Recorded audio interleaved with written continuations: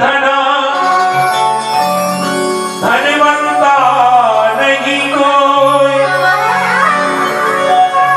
धनवंता सोई जानिए, जाको राम राम धन हो। सारा संसार ही कंगाल है, निर्धन है। धनी कौन है? जिसके पास राम नाम रूपी धन है, भगवान के भजन सुमरन रूपी धन है, भक्ति रूपी धन जिसके पास है वही धनी है। हम सब भगवान को प्रणाम करते हैं। श्री कृष्णाय वयम नमः, ये प्रणाम की पद्धति हमारे भारतवर्ष की है। हाथ जोड़ करके प्रणाम करना पड़ता है, सिर झुकाना पड़ता है। सिर झुकाने का मतलब है कि सिर में बुद्धि है, हम बुद्धि शक्ति को भगवान को अर्पण करते हैं। और हाथ जोड़ते हैं, ये क्रिया शक्ति का प्रतीक है। हाथ जोड़ करके हम ये प्रार्थना करते हैं कि हे प्रभु, इन हाथों के द्वारा सत्कर्म हो। क्रिया शक्ति अर्थात कर्म भगवान को अर्पण करते हैं। प्रभु सब कुछ करने वाले आप हो। और सिर को झुकाने का मतलब है कि ये अहंकार भगवान के चरणों में झुक जाए। ये प्रणाम की पद्धति भारतवर्ष की है। आइए हम सब हाथ जोड़ करके भगवान श्री कृष्ण को प्रणाम करें। श्री कृष्णाय वयम नमः। सुखदेव जी महाराज को प्रणाम करें सभी बड़े भाव से, जिन्होंने 7 दिनों में राजा परीक्षित को मोक्ष प्रदान करा दिया भागवत की कथा सुनाकर। यम प्रबदन्तमनुपेतमपेत कृत्यम तोय पायनो विरह कातर राजुभाव पुत्रेति तन्मयतया सर्वोभिनेदुस् तम सर्वभूत हृदयं मुनिमानतोस्मि।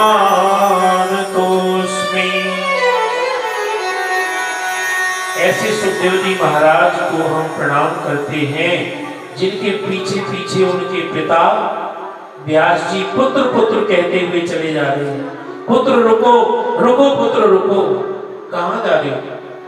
और सुखदेव जी वन की ओर जा रहे हैं, व्यास जी उनका पीछा कर रहे हैं। और सुखदेव जी महाराज की ओर से वृक्ष जवाब देते हैं, कौन किसका पुत्र, कौन किसका पिता। ऐसे सर्वभूत हृदय, ऐसे त्यागी महापुरुष सुखदेव जी महाराज को हम सब प्रणाम करते हैं। प्रिय भगवत प्रेमियों, ये भागवत की कथा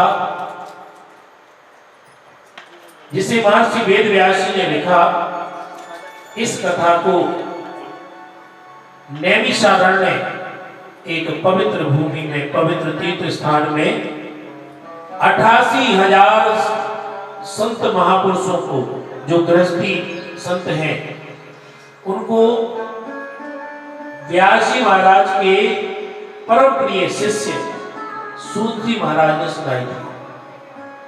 एक बार अपने नित्य कर्मों से निवृत्त होकर के नैमिषारण्य पवित्र तीर्थ स्थान में 88,000 संतजन, जिनमें मुख्य है शौनक जी, सभी संतजन एक बड़े सुंदर स्थान पर, जहां बरगद का वृक्ष है, चबूतरा बना हुआ है, एक व्यास गद्दी बनी हुई है, और उसके चारों तरफ वे संतजन विराजमान हो गए और इंतजार करने लगे कि सूत जी महाराज आए और उन्हें कथा सुनाए। उसी समय उनके मध्य में व्यास जी के परम शिष्य सूत जी महाराज का आगमन हुआ। सूत जी महाराज जो सभी संत महापुरुषों से, ऋषियों से उम्र में बहुत छोटे हैं, उन्हें देखते ही बड़ी बड़ी उम्र के ऋषिजन, संत महापुरुष खड़े हुए उनका अभिवादन करने लगे, उनको प्रणाम करने लगे। तो सूत जी महाराज को बड़ा संकोच हुआ, वो भी प्रणाम करने लगे। सूत जी महाराज ने कहा कि आप सब मुझसे उम्र में इतने बड़े हैं, बड़े ज्ञानी हैं, आप सब मुझे प्रणाम कर रहे हैं, मुझे बड़ा संकोच हो रहा है। तो सौनक जी आदि सभी ऋषियों ने, सबकी ओर से सौनक जी ने कहा कि धन वृद्धा बल वृद्धा आयुर्वृद्धा तथैव च ते सर्वे ज्ञान वृद्धाश्च किंकरा शिष्य किंकरा। कोई धन में बड़ा हो सकता है, कोई बल में बड़ा हो सकता है, और कोई उम्र में भी बड़ा हो सकता है, लेकिन इन सब में जो ज्ञान में बड़ा है वास्तव में वही सबसे बड़ा है। हे सूत जी महाराज, आप अज्ञान रूपी अंधकार को दूर करने में हजारों सूर्य के समान हैं। आप ज्ञान में हमसे बड़े हैं, इसलिए हम सब आपको प्रणाम करते हैं। आप हमें ऐसी कथा सुनाएं कि जिस कथा को हम श्रवण करें और संसार के सभी मनुष्यों के दुख दूर हो जाए, उनके मन में आनंद की प्राप्ति हो, उनको गोविंद की प्राप्ति हो जाए, उनके मन में भगवान के प्रति प्रेम बढ़ जाए, उन्हें भक्ति, ज्ञान और वैराग्य की प्राप्ति हो जाए। कितनी सुंदर बात कही सौनक आदि ऋषियों ने। कभी भी संत महापुरुषों के पास जाओ तो संसार की कोई अभिलाषा लेकर नहीं, नश्वर पदार्थों की मांग लेकर नहीं, परमात्मा की प्यास लेकर जाए। भगवान श्री कृष्ण श्रीमद् भगवत गीता में अर्जुन को समझाते हुए कहते हैं, अर्जुन तद्विति प्रणिपातेन परिप्रश्नेन सेवया उपदेक्ष्यन्ति ते ज्ञानम् ज्ञानिनस्तत्त्वदर्शिनः। ऐसे तत्वदर्शी जिन्होंने ईश्वर का दर्शन किया हो, ऐसे महापुरुषों की शरण में जाकर उनको दंडवत प्रणाम करो। श्रद्धा भाव से छल कपट छोड़कर उनसे प्रश्न पूछो। कैसे प्रश्न? परमात्मक विषय के, ईश्वर की प्राप्ति कैसे होगी, ज्ञान भक्ति की प्राप्ति कैसे होगी, ऐसे प्रश्न पूछे। तो ऐसे तत्वदर्शी जिन्होंने ईश्वर का साक्षात्कार किया है, वे तुम्हारे अंदर ईश्वर का साक्षात्कार करा देंगे। हमारे जीवन में जितने भी सुख और दुख आते हैं वो हमारे अपने कर्मों के फलस्वरूप आते हैं। अच्छे कर्मों का फल सुख के रूप में मिलता है, बुरे कर्मों का फल दुख के रूप में। लेकिन ईश्वर का दर्शन केवल संत सद्गुरु की कृपा से ही होता है। कि राम सिंधु घन सज्जन धीरा चंदन तरु हरि संत समीरा। राम सिया राम जय जय राम राम सिया राम। सभी का सिया राम जय जय राम। हो सब कर फल हरि भगति सुहाई। हो सो बिन संत काहू पाई। राम सिया राम सिया राम जय राम राम जय राम सिया राम जय राम श्री राम। चंदन तरु हरि संत समीरा, राम सिंधु घन सज्जन धीरा। परमात्मा सिंधु है, लेकिन संत कौन है? संत बादल है। समुद्र का पानी खारा होता है, हम सीधे समुद्र का जल नहीं पी सकते। समुद्र का जल जब बाष्पित होकर के बादलों में जाता है और बादल रूपी संत जब कृपा करते हैं, बादल बरसते हैं, तो वही जल नदियों और झीलों से हमें प्राप्त होता है। राम सिंधु है तो सज्जन घन है, बादल है, अर्थात परमात्मा को पाना है तो संत सद्गुरु के द्वारा। चंदन तरु हरि संत समीरा, चंदन के वृक्ष अगर ईश्वर है तो संत समीर है, हवा है। चंदन के वृक्ष लगे हैं लेकिन हवा नहीं चल रही तो उनकी खुशबू नहीं प्राप्त हो सकती। जब हवा चलेगी तो चंदन की खुशबू आएगी, अर्थात संत सद्गुरु के द्वारा ही ईश्वर की प्राप्ति होती है। सब कर फल हरि भगति सुहाई, सो बिन संत न काहू पाई। हम कुछ भी कर ले, सबका फल यही है कि परमात्मा की भक्ति अच्छी लगने लगती है, लेकिन बिना संत सद्गुरु के उस भक्ति को किसी ने नहीं पाया। ऐसी अभिलाषा, ऐसी सुंदर इच्छा और ऐसे उत्तम प्रश्न को सुन करके सूत जी महाराज गदगद हो गए और बोले कि आपने कितना सुंदर प्रश्न किया है, मेरा मन प्रसन्न हो गया। कि काल व्याल मुख ग्रास, त्रास निर्नाश हे तवे, श्रीमद् भागवतम शास्त्रम कलौ कीरेण भाषितम्। ये जीवन क्या है? मनुष्य का जीवन क्या है? काल का ग्रास बना हुआ है। मनुष्य काल का ग्रास बना हुआ है। एक सर्प है, अजगर है, बड़ा सर्प, जिसने अपना मुख खोला हुआ है और हम उसके मुख में बैठे हुए हैं। ये हमारी स्थिति है। कभी भी काल का ग्रास बन सकते हैं।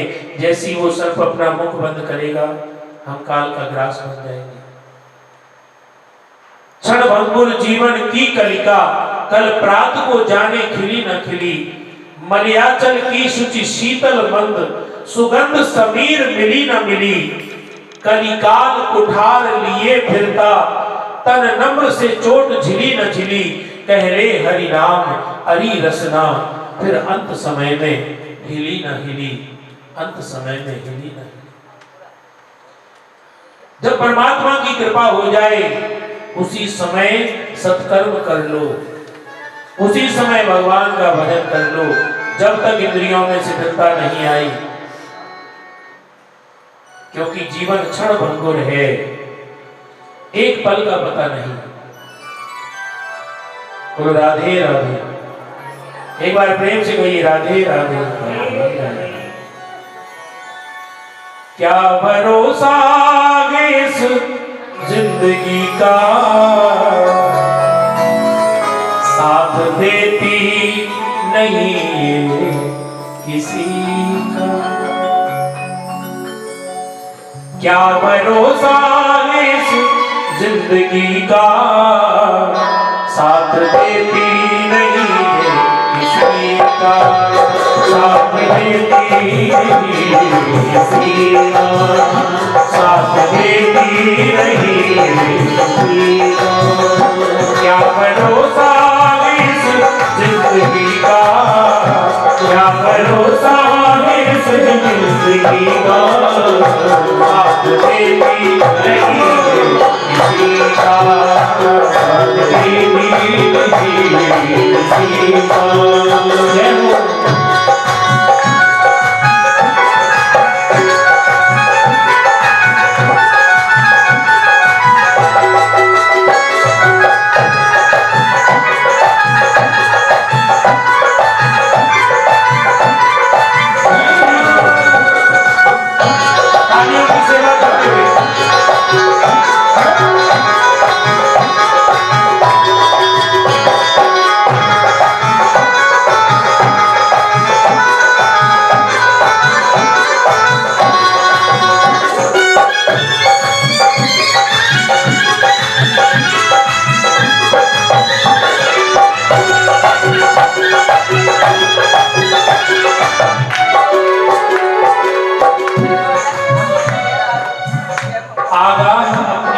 से कोई बसर नहीं। आगाह अपनी मौत से कोई बसर नहीं, सामान 100 बरस का पल की खबर नहीं। क्या भरोसा है इस जिंदगी का, क्या भरोसा है इस जिंदगी का, साथ देती नहीं है किसी का, साथ देती नहीं किसी का, साथ देती नहीं है किसी का, साथ देती नहीं किसी का। सांस रुक जाएगी चलते चलते, सांस रुक जाएगी चलते चलते, शम्मा बुझ जाएगी चलते चलते, शम्मा बुझ जाएगी चलते चलते, सांस रुक जाएगी चलते चलते, शम्मा बुझ जाएगी चलते चलते, सब निकल जाएगा आदमी का। जब तक दम में है दम, कहते हैं जब तक दम है तो आदमी है, और दम निकल गया तो मिट्टी की ढेरी है। दम निकल जाएगा आदमी का, साथ देती नहीं किसी का, साथ देती नहीं किसी का। क्या भरोसा है इस जिंदगी का, क्या भरोसा है इस जिंदगी का, साथ देती नहीं किसी का, साथ देती नहीं किसी का, साथ देती नहीं किसी का। और कलयुग के जीवों को काल रूपी सर्प से छुड़ाने के लिए ही श्री सुखदेव जी महाराज ने ये भागवत की कथा कही है। बोलो राधे राधे। तो इस काल रूपी व्याध से सभी बचना चाहते हैं ना, तो कथा को सुनना है और बड़े भाव से भगवान का भजन भी करना है, कीर्तन करना है। भागवत कथा व्यास जी महाराज ने इसलिए लिखी कि जो कलयुग के जीव हैं उनका उद्धार हो जाए। इसलिए महर्षि वेद व्यास जी ने श्रीमद् भागवत पुराण की रचना की और भागवत की कथा काल के भय से निर्भय बनाती है, निर्भय कर देती है। भागवत कथा मानव समाज का कल्याण कैसे हो, इसलिए ये भागवत शास्त्र की रचना हुई है, क्योंकि कथा मनुष्य के जीवन को सुधारती है और मरण को भी सुधारती है। जीवन भी संवर जाता है और मरण भी संवर जाता है। भागवत कथा सुनकर के जीवन में परिवर्तन आ जाता है, ज्ञान और वैराग्य जागृत हो जाते हैं, ज्ञान वैराग्य की प्राप्ति हो जाती है। इसलिए सूत जी महाराज 88,000 संत जनों को, सोनक आदि ऋषियों को कथा सुनाते हुए कहते हैं, सूत जी महाराज बोले कि जब सुखदेव जी महाराज राजा परीक्षित को भागवत की कथा सुनाने के लिए बैठे, उसी समय स्वर्ग से देवता आ गए अमृत कलश लेकर। स्वर्ग का अमृत लेकर, एक कलश में स्वर्ग का अमृत लेकर के देवता सुखदेव जी महाराज के पास आए और बोले, महाराज आप ऐसा करो, राजा परीक्षित को मृत्यु से भय है ना, तो उन्हें स्वर्ग का अमृत पिला दो, ये अमर हो जाएंगे और हमें भागवत कथा सुना।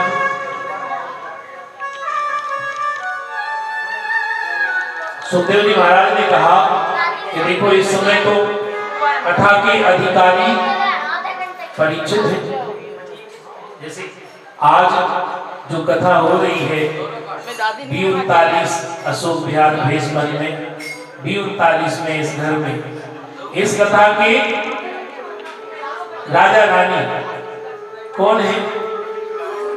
सुरेंद्र ढल जी और विनीता ढल राजा परीक्षित बने हैं और वो विनीता ढल रानी बनी है। ये कथा के अधिकारी हैं, लेकिन हम सब भी सुन रहे हैं, ये भगवान की कृपा है। तो सुखदेव जी महाराज ने कहा कि देखो देवताओं, मैं अदला बदली कर लूंगा, लेकिन पहले परीक्षित से पूछूं। सुखदेव जी महाराज ने राजा परीक्षित से पूछा कि देखो परीक्षित, ये स्वर्ग के देवता आए हैं अमृत कलश लेकर, ये कह रहे हैं राजा परीक्षित को अमृत पिला दो और हमें कथा सुना दो, कथा रूपी अमृत प्रदान कर दो। बताओ तुम्हारा क्या विचार है? राजा परीक्षित ने कहा कि महाराज पहले आप बताओ दोनों में अंतर क्या है, इनमें तुलना करके बताइए कि इनमें अंतर क्या है। तो सुखदेव जी महाराज ने कहा कि देखो परीक्षित, स्वर्ग का अमृत पीने से आपको स्वर्ग जैसे सुख मिल जाएंगे, स्वर्ग जैसे लोगों की प्राप्ति हो जाएगी। लेकिन स्वर्ग में जब आप सुख भोगते रहेंगे तो एक ना एक दिन पुण्य कर्म क्षीण होंगे, और पुण्य कर्म क्षीण होंगे तो फिर इसी मृत्यु लोक में आना पड़ेगा। क्योंकि स्वर्ग का अमृत पीने से स्वर्ग जैसे लोग तो मिल जाते हैं, लेकिन पापों का नाश नहीं होता। पुण्य पुण्य तो इकट्ठे हो जाते हैं, लेकिन पापों का नाश नहीं होता। लेकिन कथा सुनने से सभी पापों का नाश हो जाता है, सभी कर्म समाप्त हो जाते हैं, आवागमन ही समाप्त हो जाता है, 84 लाख का चक्कर ही नष्ट हो जाता है, मुक्त हो जाते हैं। इसलिए स्वर्ग के अमृत से कथा रूपी अमृत श्रेष्ठ है। सूत जी महाराज बोले, पुनरपि जन्मं पुनरपि मरणं पुनरपि जननी जठरेषु। बार बार जन्म लेना, बार बार मरना, माँ के गर्भ में आना, चिता की अग्नि में जलना, ये सबसे बड़ा कष्ट है। स्वर्ग का अमृत पीने से आवागमन समाप्त नहीं होगा, लेकिन भागवत कथा रूपी अमृत पान करने से आवागमन समाप्त हो जाता है। इसलिए बताओ परीक्षित, तुम्हें क्या चाहिए? राजा परीक्षित ने कहा कि महात्मन, हमें तो कथा रूपी अमृत का पान कराओ, हमें स्वर्ग के अमृत की इच्छा नहीं है। इसलिए सुखदेव जी ने देवताओं को अभक्त समझ करके उन्हें वापस लौटा दिया। अभक्तास्तांश विद्याय ना ददौ स कथामृतम् श्रीमद्भागवती वार्ता सुराणामपि दुर्लभा। देवताओं को वापस लौटा दिया। इसलिए कहा गया कि भागवत कथा तो देवताओं को भी दुर्लभ है, और वही कथा जिसे सुनकर के 7 दिन में राजा परीक्षित को मोक्ष की प्राप्ति हो गई थी, वही कथा मैं आप लोगों को सुनाऊंगा। सूत जी महाराज सौनक आदि ऋषियों से कह रहे। और जब सुखदेव जी महाराज ने राजा परीक्षित को कथा सुनाई और 7 दिन में राजा परीक्षित की मुक्ति हो गई, उनकी मुक्ति को देख करके ब्रह्मा जी को बड़ा आश्चर्य हुआ। और ब्रह्मा जी ने सोचा कि इतना बड़ा पुण्य फल भागवत कथा के द्वारा मुक्ति होती है, जरा मैं भी देखूं। तो उन्होंने ब्रह्मलोक में एक तराजू मंगवाया। उस तराजू में जप तप यज्ञ दान पुण्य हवन सब प्रकार के जितने सत्कर्म थे साधन थे सबको तराजू के एक पलड़े में रखा और दूसरे पलड़े में भागवत कथा रखी, भागवत महापुराण को रखा। लेकिन भागवत महापुराण का पढ़ना भारी हो गया, सब साधन ऊपर उठ गए। तो ब्रह्मा जी ने देवताओं से कहा, देवताओं ये भागवत महापुराण कोई पोथी पुस्तक किताब नहीं है, ये तो साक्षात श्री कृष्ण ही है और भागवत की कथा सुनने से मुक्ति की प्राप्ति होती है, ये निश्चित है, इसमें कोई संदेह नहीं। सनत कुमार कहीं जाते नहीं। फिर कहां पर ऐसा संयोग बना कि सनत कुमारों ने नारद जी को कथा सुनाई। तो सूत जी महाराज बोले कि एक बार देवर्षि नारद जी बड़ी तेजी से चले जा रहे थे और चलते चलते बद्री धाम में पहुंचे। मन में बड़े दुखी थे, परेशान थे। वहां बद्री धाम में सनत कुमार चारों भाई बैठे हुए थे। उन्होंने जब नारद जी को ऐसे चिंता युक्त देखा तो उनसे पूछा, कुतश्चित्ता तुरु, हे नारद जी आप हरिदास हैं, श्री कृष्ण का दास कभी होवे नहीं उदास, फिर ये उदासी क्यों? आपके चेहरे पर ये चिंता क्यों? आप तो संत हैं, हरि के दास। तब नारद जी बोले कि महात्मन मैं जगह जगह घूमा, अहम तो पृथ्वी या तो ज्ञात्वा सर्वोत्तमामिति पुष्करम च प्रयागम च काशीं गोदावरीं तथा। अहम तो पृथ्वी यातु, अहम तो पृथ्वी यातु ज्ञात्वा सर्वोत्तमामिति पुष्करम च प्रयागम च काशीं गोदावरीं तथा। मैं पृथ्वी को कर्म स्थली मान करके सर्वोत्तम जान करके पृथ्वी पर अनेकों तीर्थों में घूमता रहा, लेकिन मेरे मन को कभी कहीं भी शांति नहीं मिली। मैं पुष्कर गया, प्रयाग गया, काशी गया, गोदावरी आदि गया, अनेकों तीर्थों में भ्रमण किया, लेकिन मेरे मन को शांति नहीं मिली। मेरा मन और अशांत हो गया, क्योंकि कलयुग में मैंने सब जगह कली का आक्रमण देखा। मैंने देखा कि कलयुग में लोग केवल और केवल अपना पेट भरने में लगे हैं। लोगों में कहीं भी सत्य, तप, दान, दया आदि कुछ भी नहीं है। घरों में स्त्रियों का प्रभाव है, साले सलाहकार बन गए हैं, लोग कन्याओं का विक्रय करने लगे हैं, स्त्री पुरुष आपस में झगड़ते हैं। कलयुग के मनुष्य मंदभाग्य हो गए हैं और आलसी हो गए हैं। कलिना धर्म मित्रेण धरेयं वादिताधुना। कलयुग का जो मित्र है अधर्म, उस अधर्म ने लोगों की बुद्धि को बिगाड़ दिया है, बुद्धि को विकृत कर दिया है।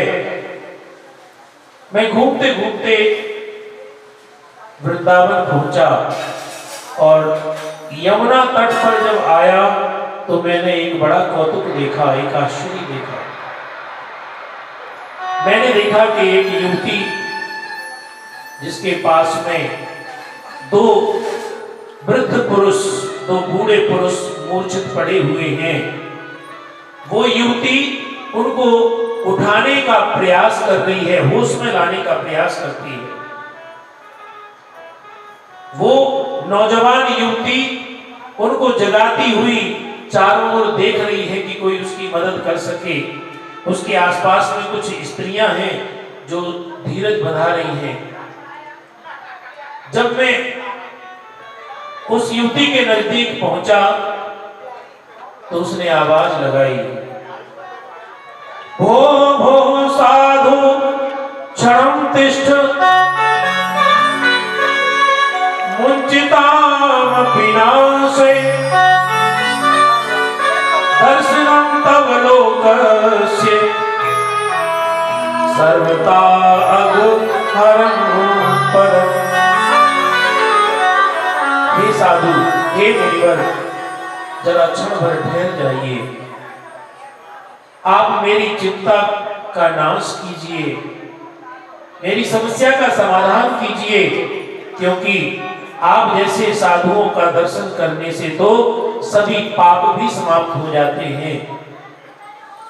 हे मुनिवर, बड़े भाग्य से आपका दर्शन हुआ है। आपके वचनों से मेरे मन को शांति मिलेगी। तो नारद जी ने कहा कि मैंने उस युवती से पूछा कि हे देवी, तुम कौन हो और ये दो वृद्ध पुरुष कौन हैं और ये मूर्छित क्यों हैं और ये स्त्रियां तो जो तुम्हारी सेवा में लगी हैं ये कौन है? तो उस युवती ने कहा कि मेरा नाम भक्ति है। ये दोनों वृद्ध पुरुष मेरे पुत्र हैं, ज्ञान और वैराग्य। काल के प्रभाव से ये बूढ़े हो गए हैं, वृद्ध हो गए हैं, और ये स्त्रियां जो मेरी सेवा में लगी हैं ये गंगा आदि नदियां हैं।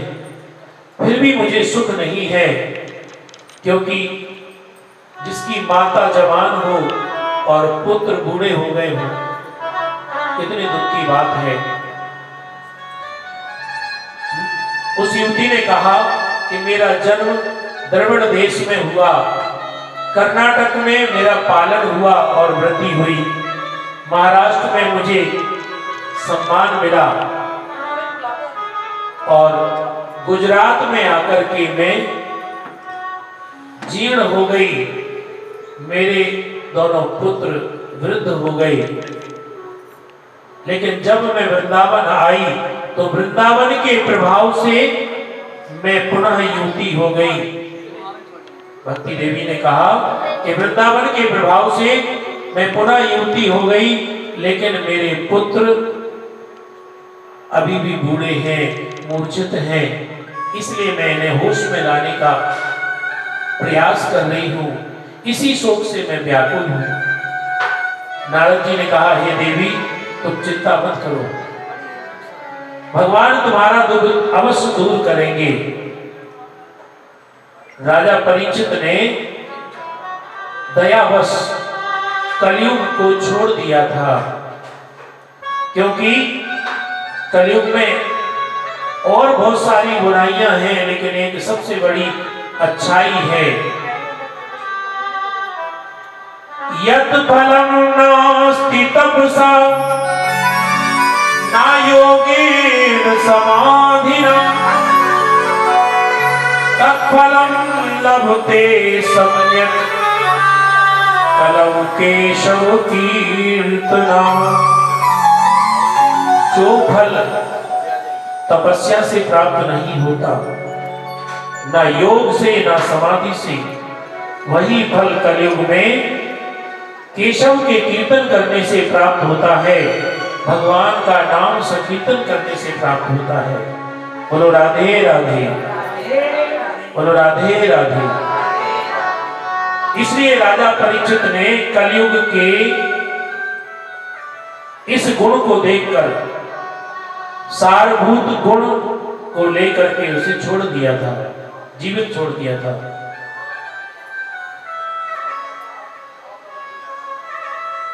कलयुग में धन के लोभ में जगह जगह कथावाचक जो कथा करने लगे, इससे कथा का सार नष्ट हो गया। नास्तिक लोग, पापी लोग तीर्थ स्थानों में निवास करने लगे, मनोरंजन की दृष्टि से वहां जाने लगे, इसलिए तीर्थों का सार नष्ट हो गया। नारद जी बोले कि देवी तुम चिंता मत करो, मैं प्रयास करूंगा। हे भक्ति देवी, मुक्ति तो तुम्हारी दासी है, यदि मैं तुम्हारा घर घर में प्रचार ना करा दूं तो मैं भगवान का दास नहीं। क्योंकि नारद जी कौन है? नारद जी भगवान की मीडिया है, प्रचार का माध्यम है, जन जन में भक्ति का प्रचार करते हैं। इसलिए नारद जी बोले भक्ति देवी, मैं जन जन में, घर घर में तुम्हारा प्रचार न करा दूं तो मेरा नाम नारद नहीं, मैं भगवान का दास नहीं। सूत जी महाराज बोले कि हे शौनक आदि ऋषियों, भक्ति अपना महात्मा सुन करके प्रफुल्लित हो गई और बोली कि धन्य है देवर्षि, मैं कभी आपका त्याग नहीं करूंगी, हमेशा आपके हृदय में वास करूंगी। नारद जी ने बड़ा प्रयास किया ज्ञान और वैराग्य को जगाने का, उनको हिला डुला करके नारद जी जगाने लगे, उनको वेद सुनाने लगे, वेदांत सुनाने लगे, गीता का पाठ सुनाने लगे, फिर भी ज्ञान और वैराग्य की मूर्छा दूर नहीं हुई। उसी समय आकाशवाणी हुई कि हे नारद, तुम्हारा उद्योग अवश्य सफल होगा, जाओ सत्कर्म करो। और सत्कर्म का उपदेश महात्मा जन करेंगे। महात्मा की शरण में जाओ, संत महापुरुषों की शरण में जाओ। नारद जी बोले जब मैंने आकाशवाणी सुनी तो मैं अनेकों महात्माओं के पास गया और सबसे पूछा कि सत्कर्म क्या है, लेकिन कोई भी ठीक से जवाब नहीं दे पाया। कोई महात्मा तो मेरा प्रश्न सुनकर के भाग जाते थे। इसलिए हे महात्मन, हे सनत कुमार जी, मैं आपकी शरण में आया हूं, मुझे बताइए ये सत्कर्म क्या है। सनत कुमारों ने कहा, सत्कर्म सूचको नूनम ज्ञान यज्ञः स्मृतो बुधैः श्रीमद्भागवतालापः। सत्कर्म अर्थात ज्ञान यज्ञ, ज्ञान यज्ञ अर्थात भागवत सप्ताह, श्रीमद् भागवत की कथा। संत कुमारों ने कहा कि ये देवर्षि नारद, तुम ज्ञान यज्ञ करो, तुम भागवत कथा रूपी ज्ञान यज्ञ करो, जन जन में इसका प्रचार करो, सभी लोगों का कल्याण होगा, ज्ञान और वैराग्य की जागृति होगी, उनकी मूर्छा दूर हो जाएगी, भक्ति देवी के कष्ट की निवृत्ति हो जाएगी। नारद जी बोले महात्मन, लेकिन मैंने तो ज्ञान और वैराग्य के कानों में वेद भी सुनाए, वेदांत का पाठ किया, गीता का पाठ किया, फिर भी उनकी मूर्छा दूर नहीं हुई, तो भागवत से कैसे दूर होगी। सनत कुमारों ने कहा कि वेद क्या है? वेद है वृक्ष, और भागवत क्या है? भागवत है उनका सार। वृक्ष का सार है फल, तो भागवत है फल, रसमय फल। वेदों का रसमय सार है भागवत की कथा। ये कल्प वृक्ष है, सब कुछ प्रदान करने वाला है, अमृतमय फल है, इसलिए भागवत की कथा का प्रचार करो। नारद जी ने कहा कि महात्मन, भागवत कथा कहां कराई जाए, आप बताइए, मैं आपका यजमान बन जाऊंगा, आप मेरे व्यासी बन जाएंगे, कोई उत्तम स्थान बताइए। तो सनत कुमारों ने कहा कि हरिद्वार के पास में आनंद नामक गंगा तट पर एक बड़ा सुंदर स्थान है, वहीं पर कथा कराओ। तो नारद जी तैयारी करने लगे कथा की। आनंद नामक स्थान पर गंगा तट पर हरिद्वार के समीप में बड़ा सुंदर व्यास मंच बना, चारों ओर चर्चा फैल गई। सभी महात्माओं में, ऋषियों में, संतों में हजारों संत वहां इकट्ठे हो गए।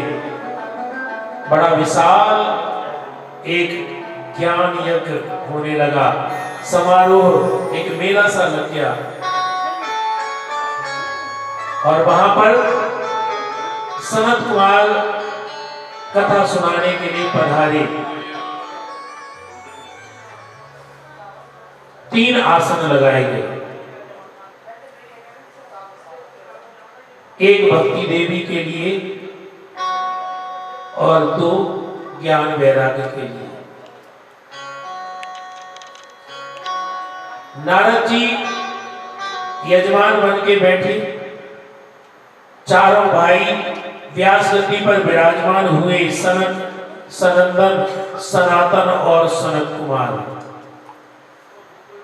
बड़े भाई, ज्येष्ठ भाई श्री सनत कुमार जी ने भागवत का महात्म सुनाना प्रारंभ किया। सनत कुमार जी बोले, सदा सेव्या श्रीमद् भागवती कथा, यस्याः श्रवण मात्रेण हरिश्चित्तम समाश्रये। भागवत की कथा का हमेशा सेवन करना चाहिए, अर्थात बार बार सुननी चाहिए। कथा श्रवण करने से भगवान हृदय में प्रकट हो जाते हैं, भक्ति और प्रेम बढ़ जाता है। भागवत की कथा सुनने से मुक्ति की प्राप्ति होती है, सभी पाप नष्ट हो जाते हैं। सोनक जी ने सूत जी महाराज से प्रश्न किया कि इस पुराण का इतना महत्व क्यों, और भी बहुत पुराण है। तो सूत जी महाराज ने कहा कि जब भगवान श्री कृष्ण अपने धाम को जाने लगे तो उस समय उद्धव जी उनके पास थे, तो उनके सामने ही भगवान का जो दिव्य तेज था वो भागवत में निहित हो गया था। भगवान भागवत में प्रवेश कर गए थे, इसलिए ये भागवत कथा भगवान का साक्षात स्वरूप है।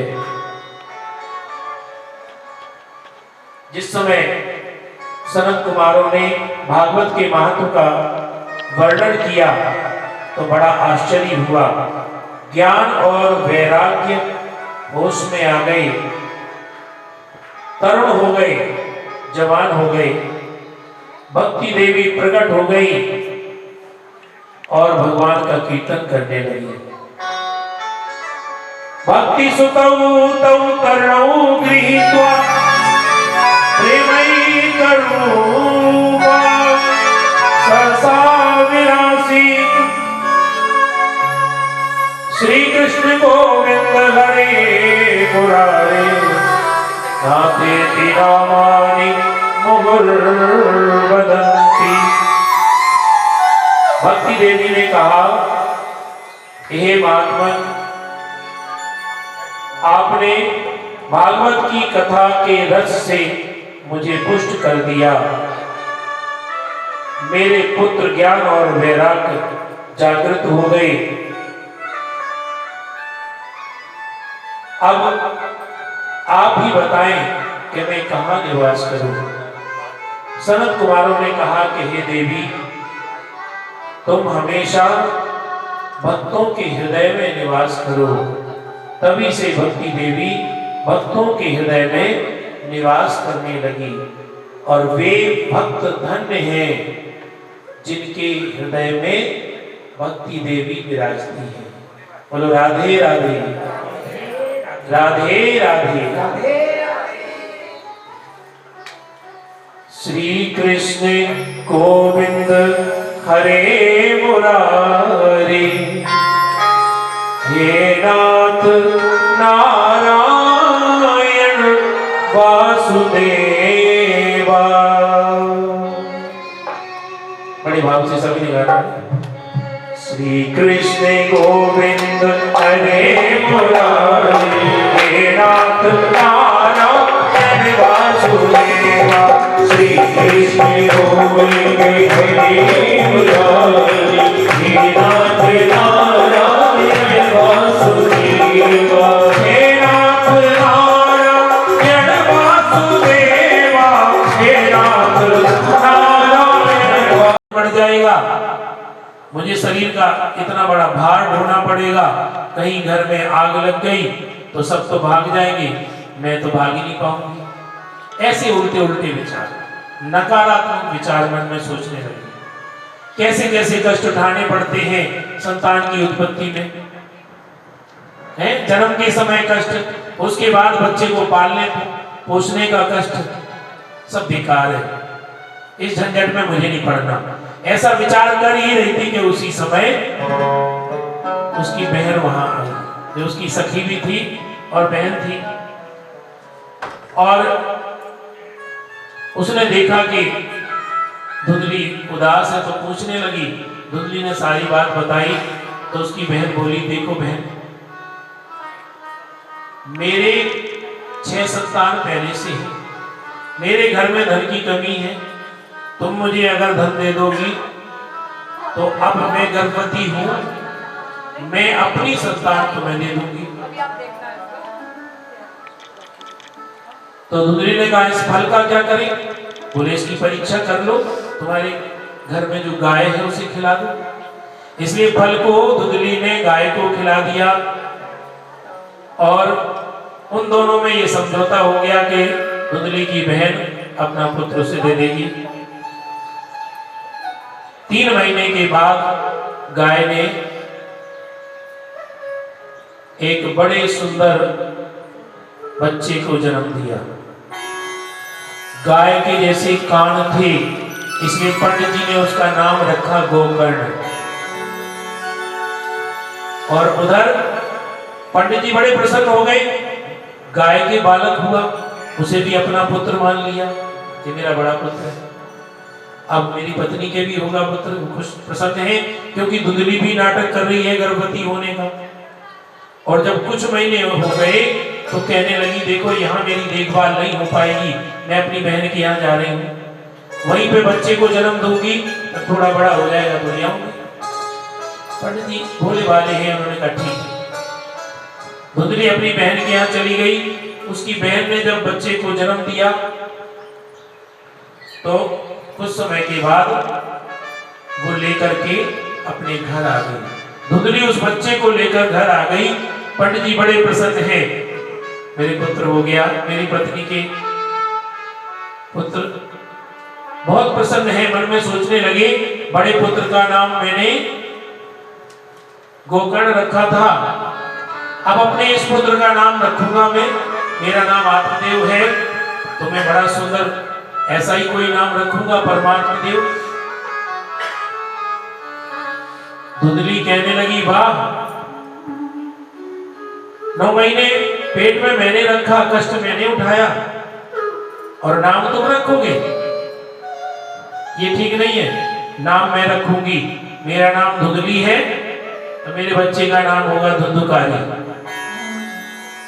धुंधुकारी महाखला, गोकर्ण पंडितो ज्ञानी, धुंधकारी महाखला। गोकर्ण तो बड़े ज्ञानी पंडित हुए, क्योंकि बचपन से ही आत्मदेव पंडित जी ने उन्हें गुरुकुल में भेज दिया था। धुंधकारी को भी भेजना चाहते थे, लेकिन धुंधली बोली, वाह, मेरा इकलौता बेटा, मैं कहीं नहीं जाने दूंगी, यही मेरे पास रहेगा, चाहे पढ़े चाहे अनपढ़ रह जाए। अब देखो, इकलौता पुत्र हो, धन की कमी ना हो, और माँ बाप छूट दे दे, विशेष तौर पे माँ छूट दे दे, तो बिगड़ने के आसार होते हैं। बचपन से ही धुंधकारी बिगड़ता चला गया। बच्चों के साथ खेलता, अपने से छोटे बच्चों को बड़ा कष्ट देता था। किसी को धकेल के गिरा देता, किसी को गड्ढे में गिरा देता, किसी को चोटी काट लेता, किसी को मार देता। पड़ोसी शिकायत करने आते तो धुंधली उल्टा उन्हीं को डांट देती, उन्हीं से लड़ने लगती। इसलिए पड़ोसी भी डरते थे शिकायत करने में। पंडित जी तक तो बात ही नहीं पहुंचती थी। धुंधकारी बिगड़ता चला गया, कंचे खेलने लगा। कंचे खेलते खेलते उनमें पैसे लगाने लगा, घर में कमी तो थी नहीं। उसकी मां धुंधली तुरंत एक बार में मांगने पे दे देती, इसी का तो है सब कुछ। धीरे धीरे और बड़ा हुआ तो ताश खेलने लगा, पत्ते खेलने लगा, जुआ खेलने लगा, शराब पीने लगा, गलत कामों में बचपन से ही गलत कामों में लिप्त हो गया। अगर मां अपने बच्चे को समझाए, क्योंकि पहली शिक्षक, बच्चे की पहली गुरु मां ही होती है। मां की गोद एक ऐसी प्रयोगशाला है जहां उत्तम संस्कार और श्रेष्ठ व्यक्तित्व का निर्माण होता है। इसलिए मां का कर्तव्य है कि अपने बच्चे को उत्तम संस्कार दे। चाहे अपनी औलाद को कार व्यापार ना दो, लेकिन संस्कार अवश्य दो। वो संतान बुढ़ापे में सेवा करेगी। संस्कारहीन संतान बेकार है। इसलिए माँ बाप का कर्तव्य है अपने बच्चों को अच्छे संस्कार दें। और संस्कार कैसे आते हैं? जब माता पिता भक्ति के मार्ग पर होंगे तो बच्चों में भी अच्छे संस्कार आएंगे। देखिए, कोई अपनी संतान को लड़का कहता है, कोई बेटा कहता है, कोई पुत्र कहता है। इनमें कुछ अंतर है। लड़का कौन है? जो लड़ करके अपना हिस्सा माँ बाप से छीन ले, वो है लड़का। बेटा कौन है? जो बंटवारे में मिल जाए उसे प्रेम से स्वीकार कर ले, वो है बेटा। और पुत्र कौन है? जो भक्ति के द्वारा अपने माता पिता को पुंग नामक नरक से तार दे, वो है पुत्र। वास्तव में पुत्र ही श्रेष्ठ है। ऐसा पुत्र जो स्वयं तो इस भव सागर से मुक्त हो और माता पिता को भी मुक्त कर दे, वही पुत्र है। जो पुत्र अपने माता पिता के निमित्त भागवत की कथा सुनते हैं, भक्ति के मार्ग पर चलते हैं, उनके पितर भी मुक्त हो जाते हैं, उनके माता पिता भी मुक्त हो जाते हैं और स्वयं भी मोक्ष की प्राप्ति होती है। बोलो राधे राधे। आजकल के बच्चे बड़े एडवांस हैं। आजकल के बच्चे बड़े होशियार हो गए हैं। माता पिता को तो मूर्ख समझते हैं। आधुनिक पीढ़ी है। एक बार 10वीं का रिजल्ट आने वाला था। पिताजी को जाना था बाहर। अगले दिन रिजल्ट आने वाला था। उसी दिन पिताजी बाहर जा रहे थे तो बेटे को समझा करके गए, कल अपना रिजल्ट ले आना और मुझे बताना जब मैं लौट के आऊं। परसों जब पिताजी लौट कर आए तो बेटे से पूछा, बताओ क्या हुआ तुम्हारे रिजल्ट का? बेटे ने कहा, पिताजी आपको याद है मेरे साथ एक वकील का बेटा पढ़ता था। पिताजी ने कहा, ठीक है, क्या हुआ? बेटा बोला, पिताजी वो फेल हो गया। पिताजी ने कहा, कोई बात नहीं है, वो फेल हो गया, तुम अपना बताओ तुम्हारे रिजल्ट का क्या हुआ? बोले, पिताजी आपको याद है मेरे साथ एक डॉक्टर का बेटा भी पढ़ता था। पिताजी ने कहा, हाँ तो क्या हुआ? बेटा बोला पिताजी वो डॉक्टर का बेटा भी फेल हो गया। पिताजी ने कहा छोड़ो उसको, तुम अपना बताओ। बेटे ने कहा पिताजी मेरे साथ एक इंजीनियर का बेटा भी तो पढ़ता था। पिताजी ने कहा तो? बेटे ने कहा पिताजी वो इंजीनियर का बेटा भी फेल हो गया। पिताजी बोले अरे उन सबको छोड़, तू अपनी बता, तेरे रिजल्ट का क्या हुआ? बेटा बोला पिताजी जरा सोचो, वकील का बेटा फेल हो गया, डॉक्टर का बेटा फेल हो गया, इंजीनियर का बेटा फेल हो गया, तो तुम कौन सा प्रधानमंत्री हो जो तुम्हारा बेटा पास हो जाता? बोलो राधे राधे। आजकल की औलाद ऐसी है। धुंधकारी में संस्कार नहीं थे, इसलिए बिगड़ता चला गया। अपनी माँ धुंधली से पैसे मांग कर ले जाता, माँ मोह के कारण पैसे देती चली गई, धीरे धीरे घर की संपत्ति नष्ट होती चली गई। थोड़ा बड़ा हुआ तो घर के सोने चांदी को भी ले जाने लगा, शराब पीने लगा, वैश्याओं के घर जाने लगा, माँ से जबरदस्ती ले जाता। सारी बातें माँ छुपाती रही, पंडित जी को पता नहीं चला। एक दिन पंडित जी ने देखा कि अब तो धुंधकारी इतना बिगड़ गया कि घर में ही शराब पीने लगा, घर में ही मांस लाकर खाने लगा, कहीं हड्डियां पड़ी हैं, कहीं शराब की बोतलें पड़ी हैं। जब आत्मदेव पंडित जी ने देखा तो विचार करने लगे, जो सपूत तो क्यों धन संचे और जो कपूत तो क्यों धन संचे। अगर सपूत है तो खुद धन इकट्ठा कर लेगा, और कपूत है तो कमाया हुआ धन, कमाई हुई सारी प्रतिष्ठा सम्मान सब कुछ खत्म कर देगा। पंडित जी सोचने लगे कि इससे अच्छा तो मैं बिना पुत्र के ही ठीक था।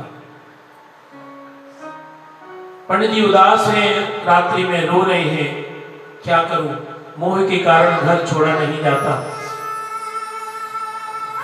और घर में भजन किया नहीं जाता, घर को नरक बना दिया है मेरे पुत्र ने, धुंधकारी ने, मैं क्या करूं, कुछ समझ नहीं आता। उसी समय गोकर्ण जी गुरुकुल से ज्ञान प्राप्त करके आए थे, तो अपने पिता को दुखी देखा। गोकर्ण जी भी आत्मदेव को अपना पिता मानते हैं, इसलिए जब दुखी देखा तो सत्संग सुनाने लगे। देहे स्थिमास रुद्रे अभिमतिम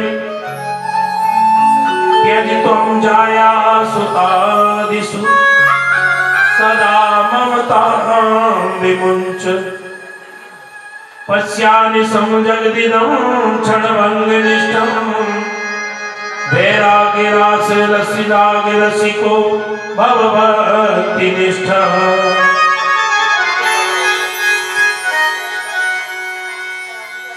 गोकर्ण जी समझा रहे हैं आत्मदेव जी को, ये संसार असार है, ये संसार नश्वर है, इस संसार में कौन किसका पिता, कौन किसका पुत्र और किसका धन, ये आसक्ति ही तो बंधन में बांधती है। ये शरीर, ये हड्डियों, मांस और रुधिर का ढेर ही तो है। इस शरीर की ढेरी में मलमूत्र आदि ही तो भरे हैं, इससे कैसी आसक्ति। इसलिए मोह को त्यागिए, वन में जाकर भगवान का भजन कीजिए, जिसमें आपका कल्याण है। गोकर्ण जी ने जब अपने पिता को सत्संग सुनाया, उनका मोह दूर हुआ, वन में चले गए और भगवान की आराधना की और मुक्ति को प्राप्त किया। बोलो राधे राधे राधे राधे। अब पिता वन में चले गए थे, धुंधकारी को आजादी मिल गई। अब माँ को डांटने लगा, बता धन कहाँ है, कहाँ छुपा कर रखा है तूने, सोना चांदी कहाँ है, बता।